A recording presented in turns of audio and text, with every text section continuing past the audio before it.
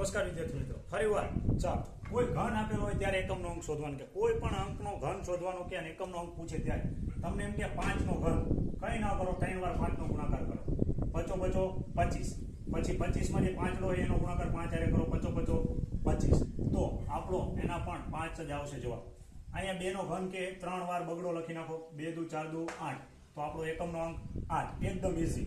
6 માં તો કે 6 ગુણ્યા 6 ઘન કીધો હોય ત્યારે 3 કરવાના, ઘન કીધો હોય ત્યારે તો છાયો છાયો 36. હવે જે 6 આવ્યા એને 6 હારે ગુણો, 6 છાયો 36, તો એકમનો અંક 6.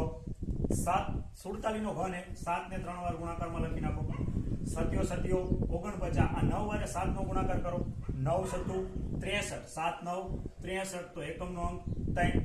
14 માં તો કે 4 ને 3 વખત લખી નાખો, ચોકો ચોકો 16, અને 6 નો 4 નો ગુણાકાર કરો, 6 ચોક 24.